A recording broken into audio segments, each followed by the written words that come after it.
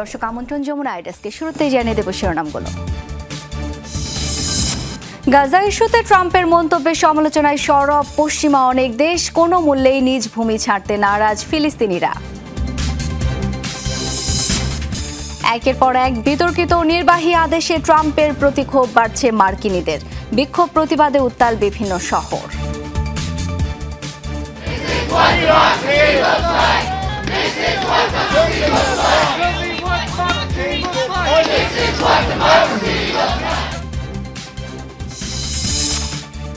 দিল্লির ক্ষমতায় পালা বদলের ইঙ্গিত বুথ ফেরত জরিপে।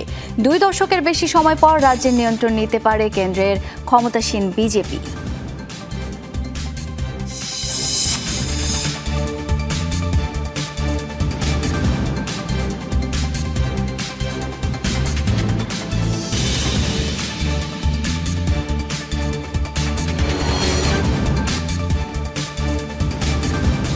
দর্শক আমন্ত্রণ যমুনা আইডেস্ক, এতক্ষণ শিরোনাম দেখছিলেন, আপনাদের সাথে আছি আমি শাওন দত্ত।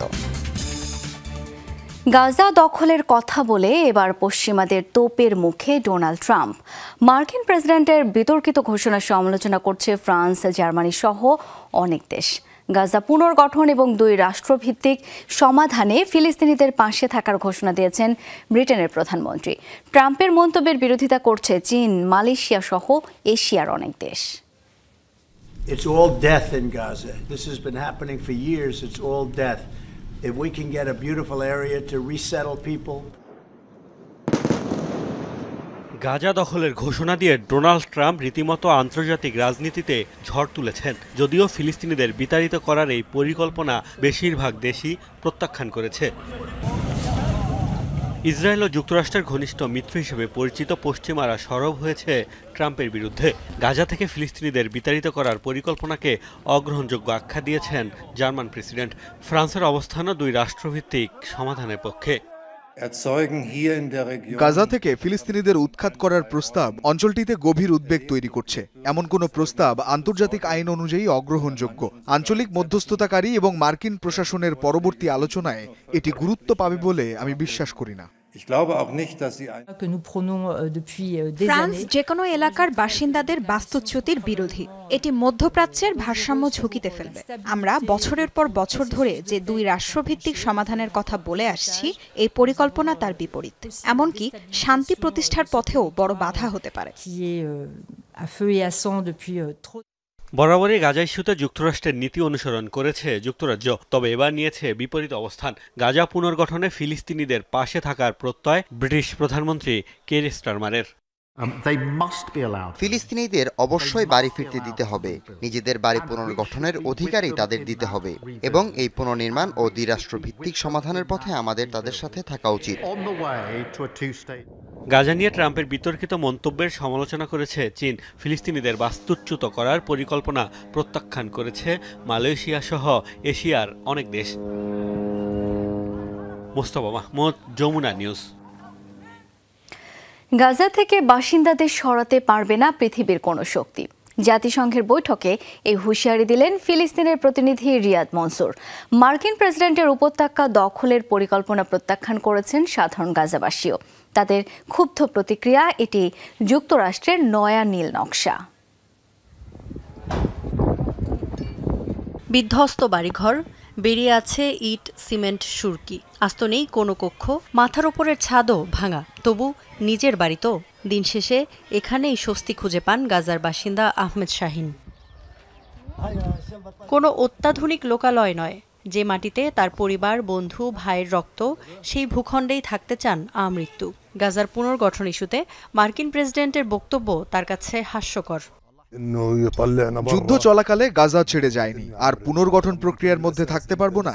যে বা যারাই উপত্যকাকে পরিপাটি করার পরিকল্পনা করছে, তার এটা মাথায় রাখা জরুরি। গাজা ধ্বংসে ইসরায়েলকে অকুণ্ঠ সমর্থন দেয়া ট্রাম্পের এই আচরণ হাস্যকর। শুধু শাহিন নন, গাজার 22 লাখ বাসিন্দাই থাকতে চান নিজ মাতৃভূমিতে। প্রাণ দেবেন, তবুও গাজা ছাড়বেন না বলছেন অনেকেই। অন্য দেশে নিরাপদে থাকতে চাইনি কখনো। এমন ইচ্ছা থাকলে তো রক্তপাত, প্রাণহানি হতোই না। কোথাও যাচ্ছি না, এখানেই মাটি আঁকড়ে থাকবো, প্রয়োজনে মরবো। ট্রাম্পের ক্লিন গাজা মিশন স্পষ্টভাবে প্রত্যাখ্যান করেছে পশ্চিম তীরের ফিলিস্তিন প্রশাসনও। গাজায় যে কোনো পক্ষের যে কোনো ধরনের দখলদারিত্বের বিরোধিতা করে যাবে জানিয়েছে মাহমুদ আব্বাস প্রশাসন। প্রেসিডেন্ট থেকে সাধারণ জনতা সবাই ট্রাম্পের প্রস্তাবকে স্পষ্টভাবে প্রত্যাখ্যান করেছেন। গাজা ফিলিস্তিন রাষ্ট্রের অংশ, বাসিন্দাদের সরানোর পরিকল্পনা সমর্থন করি না। সৌদি আরব, জর্ডান ও মিশরের অবস্থানকে স্বাগত জানাই। ফিলিস্তিন ছাড়া আমাদের কোনো দেশ নেই, আর গাজা অবিচ্ছেদ্য অংশ। পৃথিবীর কোনো শক্তিই গাজাবাসীকে উৎখাত করতে পারবে না। উপত্যকার পুনর্গঠন জরুরি, সেজন্য পুরো বিশ্বেরই সহযোগিতা চাই। দ্বিতীয় দফায় মার্কিন প্রেসিডেন্টের দায়িত্ব নেয়ার আগেই গাজা ইস্যুতে সরব ডোনাল্ড ট্রাম্প। মঙ্গলবার ইসরায়েলি প্রধানমন্ত্রীর সাথে বৈঠকে আরও স্পষ্ট হলো তার কুটচাল। ইফফাতারা খন্দকার, যমুনা নিউজ। ডোনাল্ড ট্রাম্পের ফিলিস্তিনিদের গাজা থেকে অন্যত্র সরানোর পরিকল্পনাকে অসাধারণ মনে করেন ইসরায়েলি প্রধানমন্ত্রী বেনিয়ামিন নেতানিয়াহু। বুধবার এক সাক্ষাৎকারে কথা জানিয়েছে নেতানিয়াহু নিজেই। বলেন, গাজার পুনর্গঠনের জন্যই উপত্যকাটি খালি করা প্রয়োজন, আর তা বাস্তবায়নে ট্রাম্প যে পরিকল্পনার কথা বলেছেন তাই সবচেয়ে ভালো পরিকল্পনা। একে গুরুত্ব সহকারে নিয়ে তা বাস্তবায়নের উপায় খোঁজা উচিত, এমনটাও বলেন তিনি। তবে হামাস নির্মূলের বিষয়ে এখনও মন বদলাননি জানান সে কথাও। এ সময় উঠে আসে ইরান ইস্যু। বলেন, ট্রাম্পের হোয়াইট হাউসে ফেরা ইরানকে মোকাবেলায় ইসরায়েলের মনোবল আরও বাড়াবে।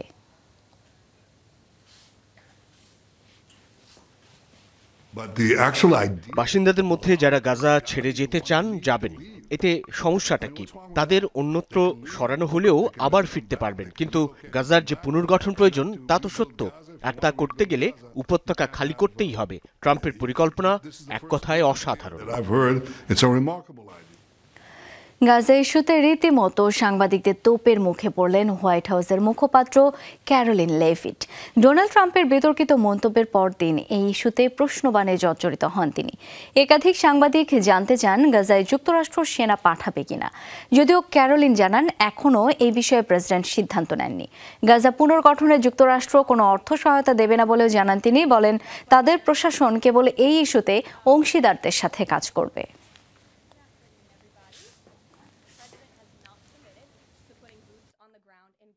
Reconstruct this region. And let me just take a step back here, because this is an out-of-the-box idea.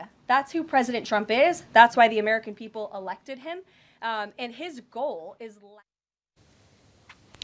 মসনদে বসার 2 সপ্তাহের মাঝে জনগণকে খেপিয়ে তুলেছেন প্রেসিডেন্ট ডোনাল্ড ট্রাম্প। বিক্ষোভ প্রতিবাদে উত্তাল গোটা যুক্তরাষ্ট্র। প্রজেক্ট 2025-কে রিপাবলিকানদের নীল নকশা আখ্যা দিয়েছেন ক্ষুব্ধ মার্কিনীরা। সমালোচনায় বিদ্ধ বিতর্কিত সব নির্বাহী আদেশও। রাজধানী ওয়াশিংটনের সড়কে বিক্ষোভকারীদের এই ঢল। একই দৃশ্য ক্যালিফোর্নিয়া, মিনেসোটা সহ অন্যান্য রাজ্যেও। সব প্রতিবাদ সমাবেশই প্রেসিডেন্ট ডোনাল্ড ট্রাম্পের বিরুদ্ধে। ওভাল অফিসের দায়িত্ব নিয়েই ডজন ডজন নির্বাহী আদেশে স্বাক্ষর করেছেন ডোনাল্ড ট্রাম্প। এরই মধ্যে বিতর্কের জন্ম দিয়েছে অনেক সিদ্ধান্ত। অভিবাসন ইস্যু, জন্মসূত্রে নাগরিকত্ব বাতিল কিংবা সংখ্যালঘুদের অধিকার হনন সহ একাধিক বিষয় রয়েছে তালিকায়। বিক্ষোভকারীদের অভিযোগ, ট্রাম্পের প্রজেক্ট 2025 যুক্তরাষ্ট্রকে ধ্বংসের নীল নকশা। প্রজেক্ট 2025 একটি ফ্যাসিস্ট প্রোগ্রাম। এর বিরুদ্ধে মার্কিনীদের জোরালো প্রতিবাদ জানাতে হবে। অভিবাসী তৃতীয় লিঙ্গ সহ অন্যান্য সংখ্যালঘুদের সাথে যা তা করা হচ্ছে, ফ্যাসিবাদের শেকড় ছড়ানোর আগেই করতে হবে উৎপাটন। ট্রাম্প যা শুরু করেছেন তা ফ্যাসিবাদ ছাড়া কিছুই না। অভিবাসন প্রার্থীদের ধরে ধরে কারাগারে পাঠিয়ে দিচ্ছেন, নিতে চাইছেন গাজার দখল। ভবিষ্যৎ ভেবেই আতঙ্কিত।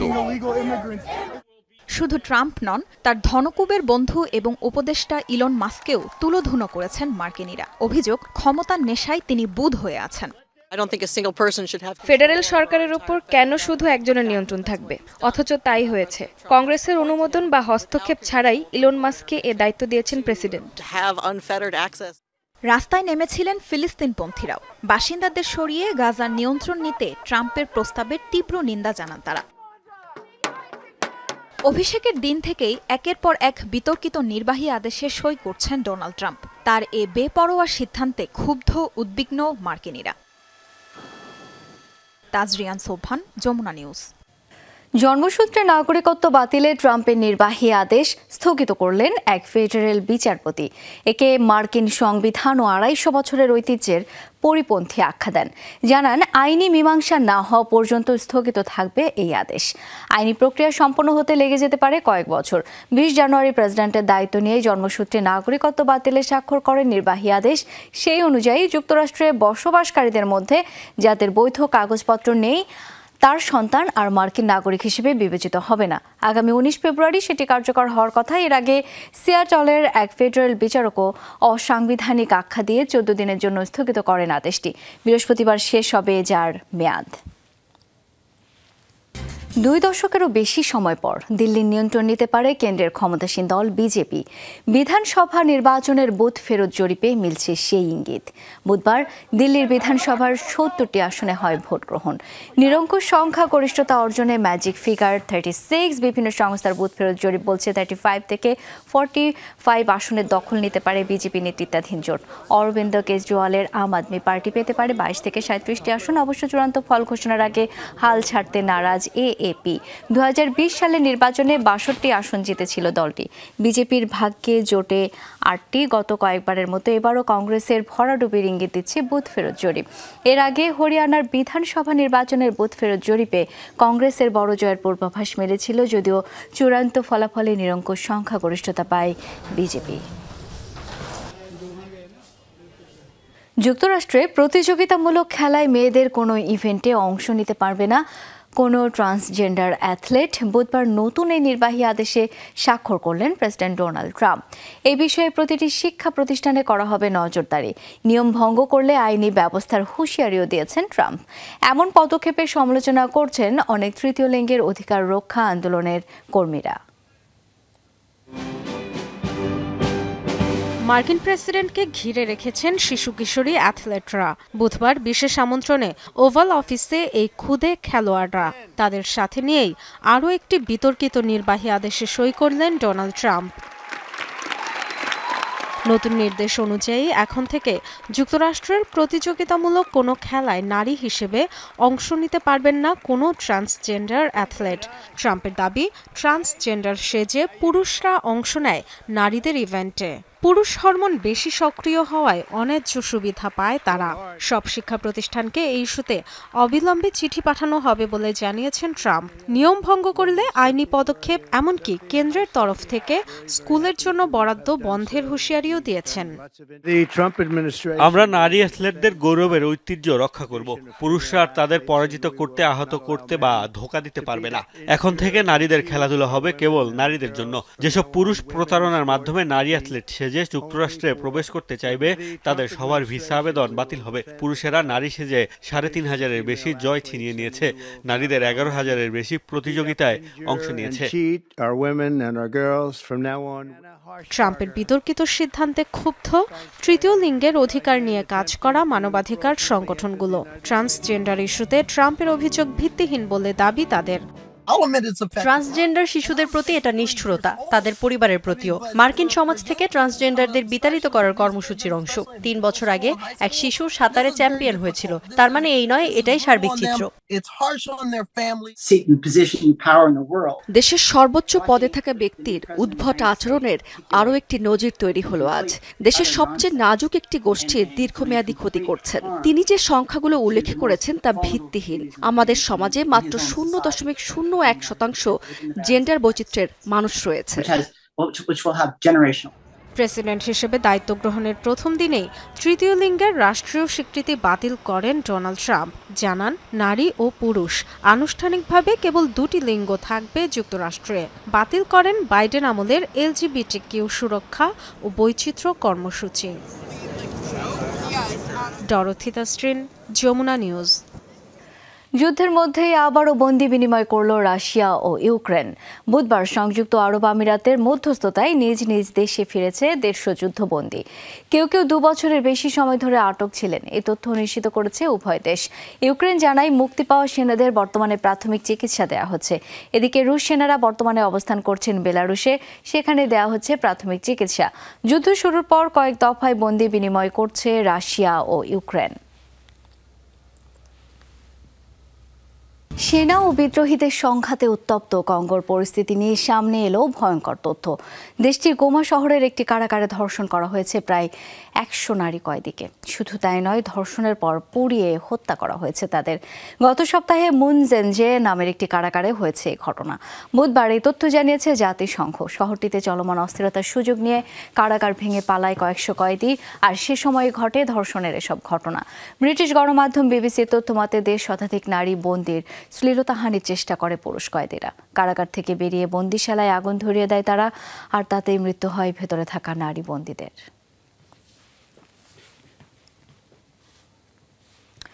টানা কয়েকদিন মৃদু কম্পনের পর অবশেষে বড় ধরনের ভূমিকম্পে কেঁপে উঠল গ্রিসের পর্যটন দ্বীপ সান্তোরিনি। 5.2 শক্তিমাত্রার ভূমিকম্প রেকর্ড করা হয়েছে আমারগোস সান্তোরিনি দ্বীপ এলাকায়। ভূমি থেকে 5 কিলোমিটার গভীরে ছিল এর উৎপত্তি স্থল। ভূমিকম্প আঘাত হানার আগে আরও 2টি কম্পন অনুভূত হয়েছে। বড় ধরনের ক্ষতি না হলেও পরিস্থিতি মোকাবেলায় সব ধরনের ব্যবস্থা নিয়েছে প্রশাসন। বিগত কয়েকদিন ধরে টানা একের পর এক মৃদু কম্পন অনুভূত হয় সান্তোরিনিতে। বড় ভূমিকম্পের শঙ্কায় বাসিন্দাদের নিরাপদ স্থানে আশ্রয়ের নির্দেশ দেয় কর্তৃপক্ষ। ইতিমধ্যে সান্তোরিনি থেকে সরে গেছে 11,000-এর বেশি মানুষ। বন্ধ রাখা হয়েছে সব শিক্ষা প্রতিষ্ঠান। দর্শক, যমুনা ডেস্ক এ পর্যন্তই। ধন্যবাদ এতক্ষণ সাথে থাকার জন্য।